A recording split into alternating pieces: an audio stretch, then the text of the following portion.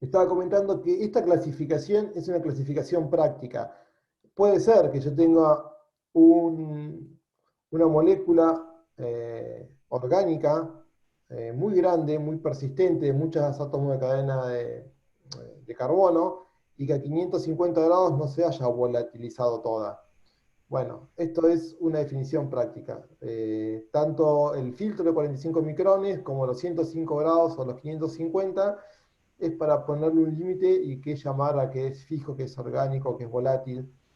Entonces, cuando nos presenta un resultado de sólidos, de esta manera nos da una idea de cuánto puede ser orgánico, de cuánto puedo tener de sales, qué tipo de tratamiento voy a hacer. En el agua de pozo voy a tener muchos sólidos disueltos y en el agua y pocos suspendidos. Y en el agua superficial voy a tener muchos suspendidos y pocos disueltos. Y a la vez, respecto de si es orgánico o inorgánico, en el agua de pozo voy a tener mucho inorgánico, que son sales básicamente, y en el agua superficial voy a tener mucha más carga orgánica. Eh, que dentro de esta carga orgánica del agua superficial, la mayor parte va a ser suspendida. Eh, Otro de los parámetros físico-químicos que tenemos para el tema de agua, color, olor y sabor. Eh, el tema del color no es exactamente igual que la turbidez, eh, porque se puede colorar agua y dejarla transparente aún, eso pasa con las tinturas o determinados pigmentos, que no necesariamente que se disuelven completamente en el agua y no dejan ninguna partícula suspendida, pero sí tiñen de color el agua. Y obviamente, como sabemos ya desde la primaria, que para que sea potable no tiene que tener color, ni tiene que tener ningún olor característico, y mucho menos que tenga un sabor. Y esto, lo del sabor y el olor, es muy subjetivo, porque para el color hay una manera de medirlo, pero el olor y el sabor, ahí entra la subjetividad. El agua de pozo tiene el clásico gusto salobre, pero bueno, que es tolerado, aceptado hasta cierto punto. El agua superficial, si ustedes han ido a Bahía, han tomado agua de la canilla, es horrible. Yo viví muchos años ahí y es horrible. Y hay todo un cuestionamiento acerca del olor y el sabor que tiene el agua superficial, que tiene restos de materia orgánica y que tiene restos de microalgas, que combinados con el cloro eh, da compuestos desagradables. Y depende de la época del año, bueno, hay más olor, más sabor, y depende de cuán cerca esté de la planta potabilizadora, que recibo más cloro. eh, en el agua de pozo, por ahí eso es un poco más manejable. La cuestión es que para esto entra la parte subjetiva.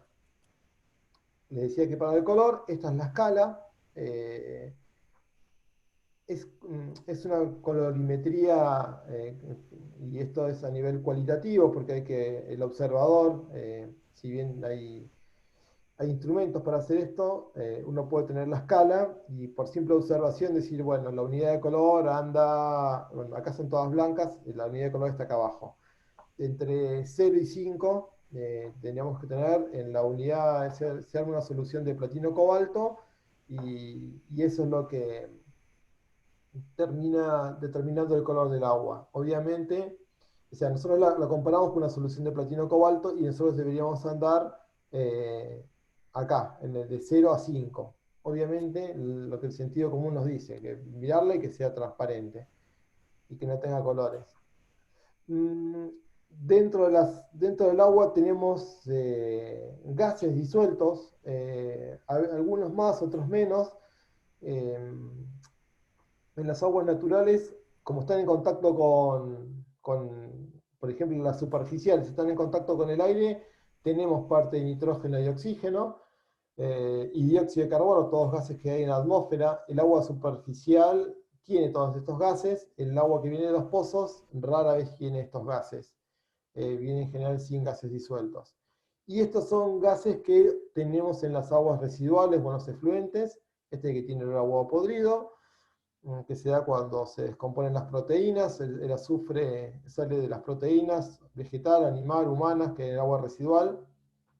Lo mismo el amoníaco también, proviene de la descomposición de las proteínas. Eh, y finalmente, cuando la materia orgánica se reduce en condiciones de ausencia de oxígeno, se forma metano, el gas que aparece en los pantanos, o el gas que aparece en cualquier laguna donde hay mucho lodo en el fondo y el fondo no alcanza a airearse. Vamos a tener condiciones anaeróbicas con burbujitas de metano. Todos estos gases aparecen eh, por distintos mecanismos, y así como vimos en el ciclo del agua, cada uno de estos gases tiene un ciclo en la naturaleza donde interviene el suelo, interviene el agua, intervienen los organismos vivos. Por eso es que le puse algunos gráficos de estos gases y la relación que tienen en toda la biosfera. En este caso, bueno, los gases que tenemos en la atmósfera, que en general la mayor parte es nitrógeno, casi el 80, y el 20 restante oxígeno. Todo el resto son muy pequeños, la composición porcentual es muy pequeña. Aún el dióxido de carbono, que nos genera tanto problema con el efecto invernadero, es muy baja la concentración. Y como les comentaba, en este caso para el dióxido de carbono, está todo el ciclo, desde que lo toman las plantas y con esto lo fijan a la materia orgánica, hasta que no lo toman los vegetales. La fuente de carbono en el aire no hay quien la fije, son los vegetales que la fijan como carbono orgánico, y a partir de ahí entran en la cadena trófica y la comen los animales, nosotros, o que también termina en el océano. Y bueno, este equilibrio entre dióxido de carbono, oxígeno, la luz solar, los vegetales, y obviamente la combustión, que es lo que genera por parte nuestra aumento de lo que sería naturalmente. En muchos lugares no se considera el dióxido de carbono como un contaminante porque naturalmente hay dióxido de carbono en la atmósfera. Lo que hacemos nosotros al quemar combustible fósil y al talar árboles es aumentar esa concentración. Entonces, si bien no es un contaminante originalmente, si uno aumenta la concentración de algo que hay naturalmente, pero lo aumenta significativamente, termina siendo un problema como el dióxido de carbono, que entre otros calienta por demás nuestro planeta. Eh, Algo que importa mucho en el tema de tratamiento de agua es la cantidad de oxígeno que tiene disuelta, y que es necesaria para el agua superficial, porque de ahí viven plantas y animales. Y es algo que también medimos en la depuración de aguas.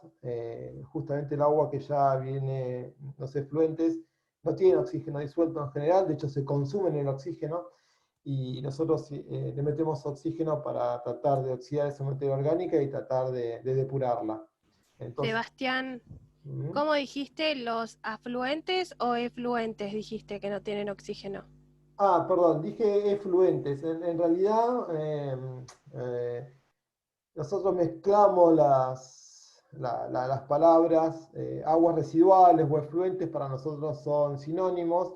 En realidad sería más correcto hablar de agua residual y no hay tanta discusión, porque si no está esto de que es afluente o efluente, en otros países de habla hispana, el efluente y el afluente es lo que entra, afluente y efluente lo que sale en un arroyo, en una unidad de tratamiento, en lo que sea. Claro, Pero bueno, nosotros lo está bien. tenemos ahí como el efluente, es como si fuera el agua residual. Ah, está Eh, bien. la palabra en general afluente la vamos a usar específicamente en una unidad de tratamiento. Es decir, bueno, lo que entra en la punta ya es el afluente, lo que sale el efluente. Y respecto del oxígeno, que de los gases a mí es el que eh, más importante resulta para el tema del tratamiento de agua y aguas residuales, es saber que el oxígeno, como la mayoría de los gases disueltos en agua, eh, a mayor temperatura hay menos posibilidad de que haya gases disueltos y en particular oxígeno. Cuando hay mayor presión sobre el agua, aumenta la solubilidad de oxígeno, por eso acá las flechitas. Si aumenta la temperatura, tengo menos solubilidad. La contaminación justamente hace que baje la solubilidad. Cuando aumenta la contaminación, es menos posible que se solubilice, entonces tengo menos oxígeno. Acá parecido inversamente que pasa con la presión es la altitud. Obviamente cuando estoy más arriba tengo menos presión, entonces hay menos gases disueltos. Y por último el tema de la salinidad. Cuando más sal hay, menos concentración de oxígeno tenemos.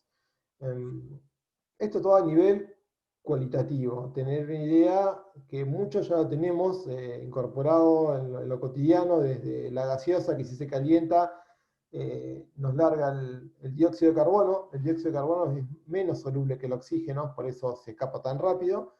El oxígeno de agua superficial, si uno toma agua superficial, va a bahía, agarra el vaso de agua y lo deja arriba de la mesa y lo deja calentar, se empiezan a armar las burbujitas, que es el oxígeno que vino disuelto y que a medida que se empieza a calentar más el agua, no se siente como el oxígeno solubilizado y se va en forma de burbujas. Cuando este gráfico muestra que cuando en un determinado punto se vuelca el efluente o el agua residual, acá, esta descarga en un arroyo, en un río, en ese punto, este eje X, que está medido en metros, es la cantidad de metros que hay aguas abajo desde este punto que se vierte, y si en el eje Y no viene midiendo el oxígeno, esto entre corchetes es la concentración, y SAT significa saturación. El agua superficial de un arroyo, si no está contaminada, durante el día, en general, está cerca de la concentración de saturación. ¿Cuánto es? Bueno, dependerá de la temperatura. Pero en general anda cerca de los 7, 8, 9 miligramos por litro. Y ahí el arroyo anda genial, los peces viven sin problema y las plantas también. Cuando uno hace la descarga de un efluente en un punto, como vuelcan los depuradores, la mayoría de los arroyos de acá del sudeste bonaerense, ese arroyo a los pocos metros encuentra el mínimo de oxígeno. Básicamente la materia orgánica que hay en el efluente se consume el oxígeno y eso hace que decaiga la vida en el arroyo porque la materia orgánica consumió ese oxígeno, y a los pocos metros está el punto donde hay mayor contaminación o donde ya nos quedamos sin oxígeno. Y después necesita muchos, muchos metros para de a poco recuperar esa concentración. Son los primeros metros, los primeros cientos de metros los que tienen el más alto impacto de la descarga de los efluentes, del agua residual, que es un problema para nuestras localidades porque tomamos agua de pozo, porque no tenemos grandes ríos, tenemos pequeños arroyitos. Y después que tomamos de muchos pozos porque no nos alcanza, va a la depuradora y la depuradora que no andan en general de mitad de tabla para abajo en calidad. Entonces tiramos un agua residual de una calidad regular en un arroyo muy pequeño, porque no tenemos arroyos muy grandes por acá, y un caudal significativo, porque es el caudal de muchos pozos para alimentar una ciudad, y después todo de golpe lo volcamos en un punto, a la salida de la depuradora, en un arroyito. Bueno, ese arroyito le pasa esto, y este punto bajo se mantiene muchos metros. Distinto a si yo tiro agua en el Río de la Plata. El Río de la Plata tiene un inmenso caudal, no lo ve, esta curva no baja tanto. Si nos pasa en nuestros cuerpos, en nuestros cursos de agua. Tengo una serie de dibujos y de gráficos, cómo interactúa, son conceptuales, no es la idea aprenderse ninguna fórmula química de memoria.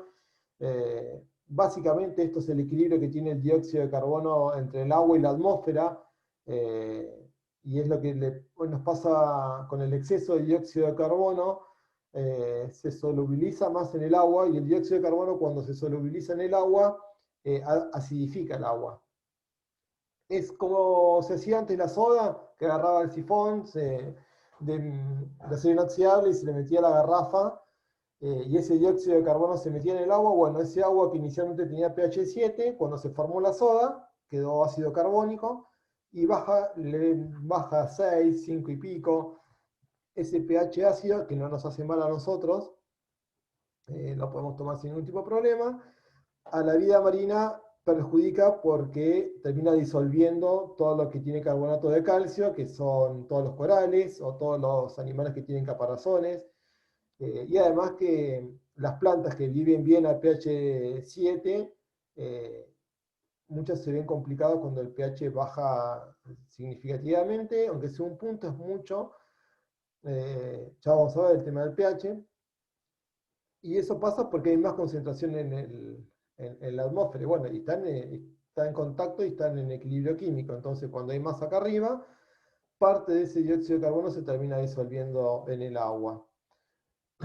Lo mismo también tenemos con el nitrógeno. Si bien el nitrógeno también tiene un ciclo que involucra la atmósfera, la tierra, que es muy importante, ahí están los nutrientes que se usan, por ejemplo, en la agricultura, y en el agua. eh, y, y también, obviamente, están en equilibrio, y cada vez que alguno que producimos más fertilizantes nitrogenados artificialmente, eso termina con exceso de gases, como por ejemplo este gas que es N2O, óxido nitroso.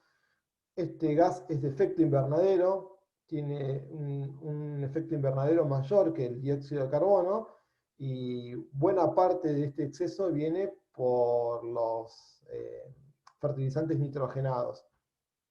Además destaca la explicación cómo parte del nitrógeno gaseoso entra al agua, y luego cómo el nitrógeno orgánico, que cuando aparece NH4 se llama amoníacal, y es el que proviene de nuestras proteínas, y cuando se degrada llega un ciclo que se llama nitrificación, que se forman nitritos y nitratos, ya lo vamos a ver oportunamente.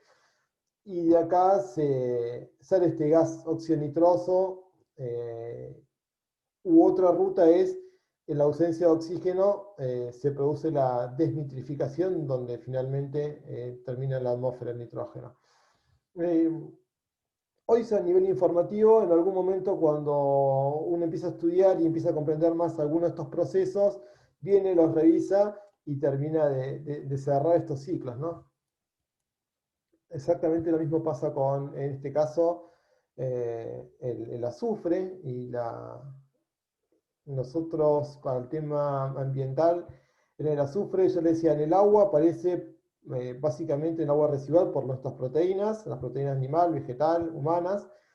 Están los volcanes que generan gases con azufre, y obviamente nosotros en la combustión de hidrocarburos, de diésel, naftas, que provienen de petróleo. El petróleo tiene azufre, y si bien se retira porque es un contaminante y obstruye los motores de combustión, termina habiendo residuos de azufre, y eso genera emisiones de azufre, esto es dióxido de azufre, que finalmente acidifica las nubes y genera lluvia ácida. Y esto no es como un volcán, que el volcán es natural, esto lo hacemos nosotros en cada industria, en cada escape de cada auto o camioneta gasolero.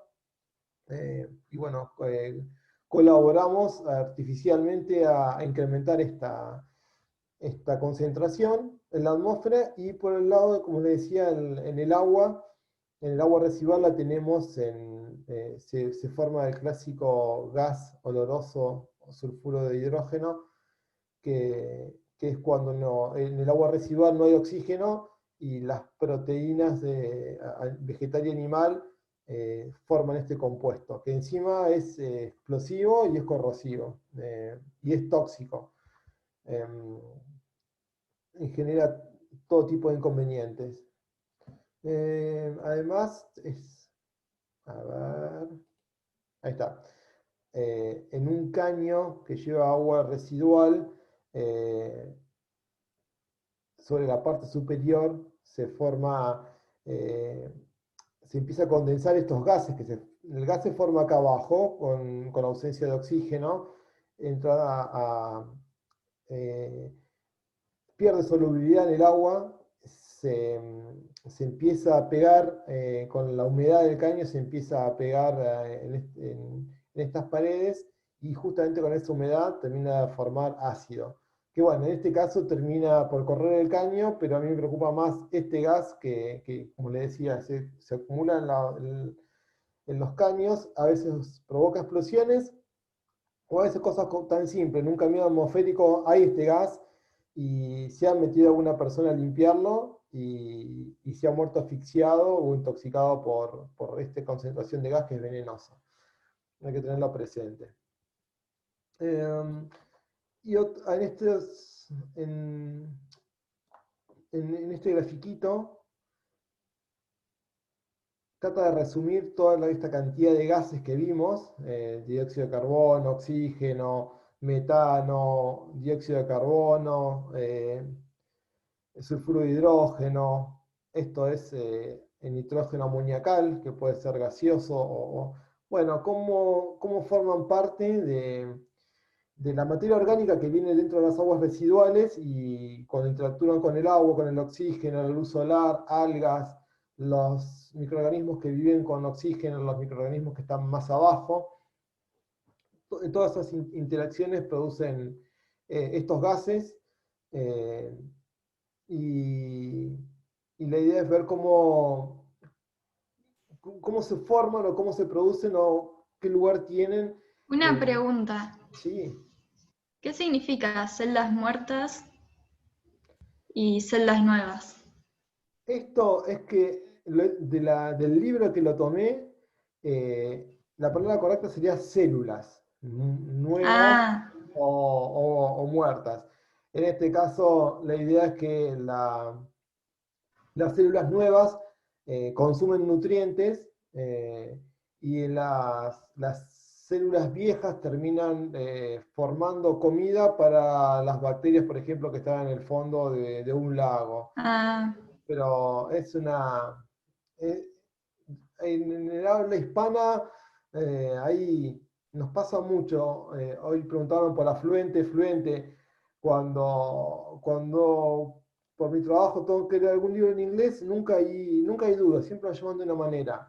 Y nosotros tenemos, los argentinos y uruguayos hablamos de una manera, los chilenos ya hablan de otra, mexicanos de otra, españoles de otra, y cada uno tenemos un léxico muy amplio, entonces cada uno lo llama de otra manera, y complica un poco las cosas. A mí no se me ocurriría nunca decir celdas, pero sí. bueno. No, celdas en vez de células, medio raro. Medio raro, así es. Pero bueno, el resto está más o menos. Cuando tengan dudas de este tipo, me avisan. Hay varias de estas cuestiones. Por no poner en inglés por ahí, que por ahí no todos están acostumbrados. Ahora pasamos a las sales disueltas, y esto, dejamos los gases, y las sales producen la conductividad de energía eléctrica dentro del agua. Justamente aprovechando esta propiedad es que en los temas de tratamiento de agua se mide la conductividad. La unidad que se usa para medirla se llama Siemens. En realidad es Siemens por metro, y la unidad que se usa más habitualmente es el micro Siemens por centímetro. Eh, y usamos esta unidad porque nos da una idea de, a medida que conducen más energía eléctrica, ese agua tiene más sales disueltas. Es una forma de medir instantáneamente la cantidad de sales disueltas que tiene un agua. El tema de la conductividad no se da si el agua es pura. Si el agua es pura, como en este caso, no tiene sales, si uno pone una pila y acá dos electrodos, esto no se prende porque no corre la electricidad. El agua en realidad es un conductor de electricidad porque tiene sales. Si el agua sería pura, no conduce la electricidad. Y aprovechando esto, en este grafiquito, si acá miramos en el eje X de la conductividad en micro, esto es el prefijo que significa 1.000.000. Sería, cuando uno pone un micrón, es 1 metro dividido 1.000.000. Bueno, en este caso es microsiemens por centímetro. Hay una relación bastante lineal en el comienzo de esta recta. Por ejemplo, que cuando tengo 1.000 microsiemens por centímetro de conductividad, estoy cerca, en 800 miligramos por litro de sólidos disueltos totales. A medida que crece, no, si bien hay linealidad, no es exactamente el mismo número. Si la conductividad da 2.000, las sales están en 1.300, 1.400. Es un poco menos. Lo que mido en microsiemens por centímetro es un poquito menos que ese número que mido, es el sólido disueltos totales que tiene el agua. En general, los instrumentos se calibran con estas curvas, entonces directamente me da la medida de conductividad y una medida estimada de sólidos disueltos totales. Lo que pasa es que esta recta que vemos acá es parte del inicio de esta curva. Llega un momento que por más que tenga mucha más conductividad, no tengo mucha más cantidad de sales, pero para los fines prácticos sirve bastante. Por lo menos para aguas que tienen pocas sales o aguas salobres como la que encontramos agua de pozo. Bueno, acá nos da una idea. Fíjense, el agua potable tiene hasta menos de 2.500 microsiemens por centímetro. Después vamos a ver que las aguas potables tienen hasta 1.500, 2.000 miligramos por litro de sales disueltas totales. Son números parecidos. La conductividad siempre da un poquito más alta que la cantidad de sólidos disueltos totales. La ventaja es que esto no hay que ir al laboratorio, no hay que ir nada. Es un aparatito portátil, una pequeña sonda, se sumerge en el agua y enseguida da la lectura. Hoy hablamos también del tema del pH y les comentaba que, por ejemplo, nosotros como humanos tenemos bastante tolerancia al pH. Fíjense que jugo de naranja puede tener pH hasta 3.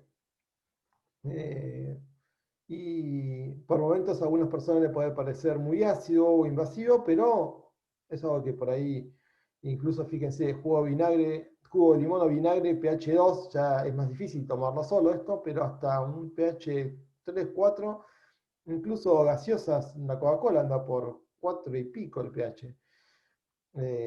Eso no significa que a nosotros no nos haga mal. Así que tranquilamente podemos tomar lluvia ácida también. Sí, podés tomar lluvia ácida. Justamente esta es la comparación. Nosotros, como humanos, tomar agua ácida tiene que tener pH 1 o 2 para que nos afecte. Ya el 2 capaz no afecta mucho, pero para el medio natural, un punto menos de pH es problemático. Esto yo le hablaba de la disolución del dióxido de carbono en el mar.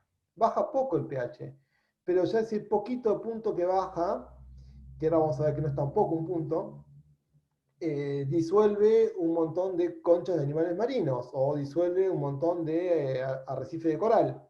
Y para nosotros no es nada esto. Entonces, bueno, también para arriba, fíjense que para arriba,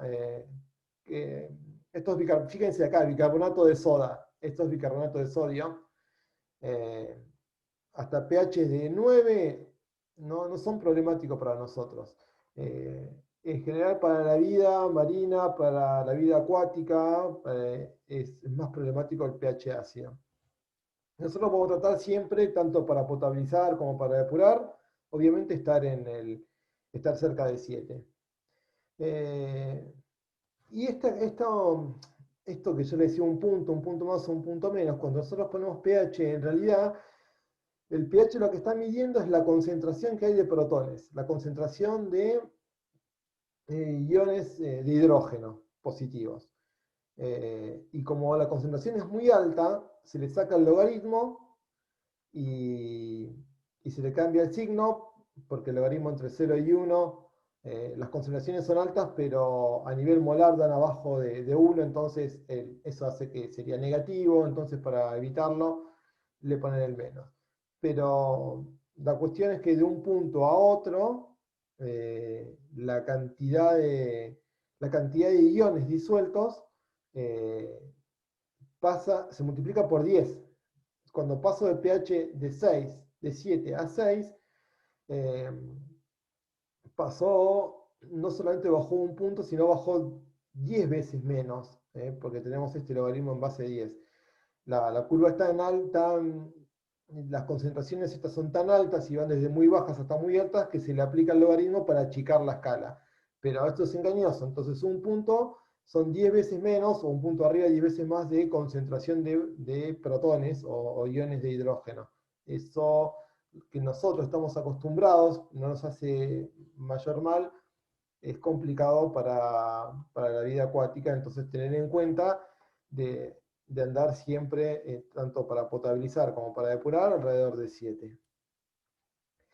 Y estos gráficos lo que intentan mostrar a nivel cualitativo, no es que quiero una memorización de esto, que también el pH, si bien es un elemento que nos sirve para controlar, también nos va a servir en los tratamientos. Depende cómo esté el pH en un medio, una determinada especie termina comportándose, termina con algún compuesto mayoritario sobre otro. En este caso acá está mostrando especies de carbonato, que pueden ser carbonatos, por ejemplo, de calcio, es lo más común, pero bueno, acá lo está mostrando es lo que se llama el anión, el que tiene la carga negativa. Cuando el pH es muy alto, se forman carbonatos. Cuando el pH está más cerca de 7, lo que hay son bicarbonatos, y cuando el pH baja mucho más, es cuando le decía se forma la soda, se forma el ácido carbónico, H2CO2. Entonces, la soda puede andar a pH bajo. Cuando el pH sube, esto no es posible. Esta cantidad de ácido carbónico es posible si el pH anda abajo de 5, abajo de 6. Estas cuestiones que están estudiadas las vamos a usar a nuestro favor para cuando querramos deshacernos de alguna especie, o querramos que, por ejemplo, en este gráfico de acá abajo, esta curva esto es ácido hipocloroso, esto es hipoclorito de sodio y esto es cloro. Cuando yo echo cloro, cuando echo lavandina al agua, cuando le echo el clásico, cuando uno tira cloro a la pileta, por ejemplo, la lavandina, el hipoclorito de sodio aumenta el pH en el agua. Y cuando empieza a aumentar el pH en el agua, la especie que es predominante es el hipoclorito de sodio, que es efectivo para matar gérmenes, pero no tan efectivo como el ácido hipocloroso. Entonces, lo que tratamos de hacer, si queremos tener el agua, que el cloro sea efectivo, tratamos de, además de echarle cloro, lavandina, corregir el pH para dejarlo cerca de 7, donde cerca de 7 la cantidad de hipoclorito de sodio es baja y la cantidad de ácido hipocloroso es alta. Y este ácido hipocloroso mata mucho más los gérmenes que esto.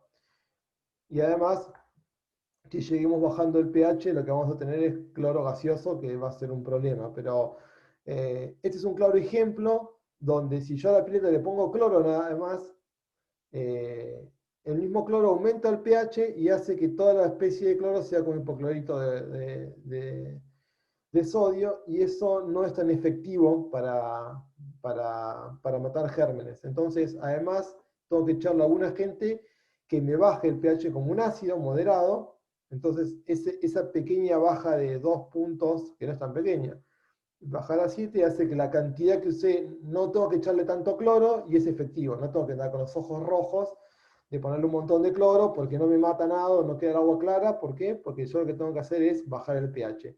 Y el mismo cloro pasa de hipoclorito de sodio a ácido hipocloroso.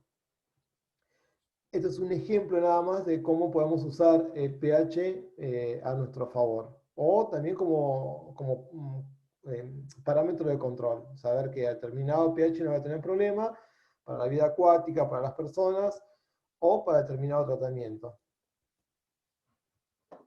Otra de las cosas que vemos para el tema de agua es la alcalinidad, que se la dan los cationes de calcio y magnesio en mayor medida, que estos también dan dureza, que es algo similar, sodio y potasio. En general, lo que más nos preocupa en el tratamiento de agua es más la dureza que la alcalinidad, van más o menos de la mano. Lo que pasa es que de estos cationes que les mostré, el calcio y el magnesio son los que producen mayores incrustaciones o deposiciones, lo que aparece en nuestras pavas. Nosotros que tomamos agua de pozo, las pavas aparecen con restos de calcio, carbonato de calcio en realidad. Y de vuelta tenemos una escala y nosotros tenemos que tratar de que la alcalinidad que estemos cerca del punto neutro. Mucha alcalinidad en general no es malo para la salud, pero empieza a tener problemas para, para la limpieza, por ejemplo, algo tan tonto, el agua mucho más alcalina cuesta que haga espuma, o el jabón o los detergentes les cuesta reaccionar con el agua. En algunos parámetros de calidad se mide la alcalinidad, se hace una alcalinidad comparativa o equivalente a carbonato de calcio, y se da una medida, obviamente esta es cerca del pH 7, y eso va a dar una alcalinidad entre 100 y 200, anda bien, es el valor que tenemos que llegar. No tenemos demasiados problemas con el tema de la alcalinidad, sí le decía con la dureza. Acá nuevamente es repetido lo del dióxido de carbono, que está soluble en pH bajos, que el pH más altos es bicarbonato, y mucho más alto el pH termina como carbonato. Es la misma escala, lo mismo que está acá, está en esta escala de qué compuesto se puede llegar a formar, sales de bicarbonato, sales de carbonato y ácido carbónico la soda. Recién les comentaba la dureza, que son en particular estos dos cationes los que más generan molestia. No es malo para la salud, la sal de calcio y magnesio, pero es terriblemente molesto para las tuberías o para los residuos que dejan los utensilios de cocina. También es parecido el intervalo, es un poquito más alto, de casi 200 a 300 partes por millón. Después vamos a ver tratamientos para tratar de ablandar el agua. Esto se llama aguadura, y la idea es ablandar. Nuestras aguas subterráneas están ahí, están al límite. En general, para la mayoría de las casas se utilizan así como están. Hoy en día empieza a haber cada vez más filtros para tratar de ablandarlo, o yo he encontrado bolitas que se compran en la ferretería o en las casas de sanitarios, que se ponen en el tanque de agua, son unos fosfatos especiales para tratar de ablandar, porque por un tema de las tuberías, de las casas, llega un tiempo que la obstrucción empieza a achicar el diámetro del caño y empieza a dar problemas. Como tratando de empezar a cerrar el tema, bueno, acá quedó un minuto, así que ahora cuando se corte arrancamos con la última parte, ya estamos terminando.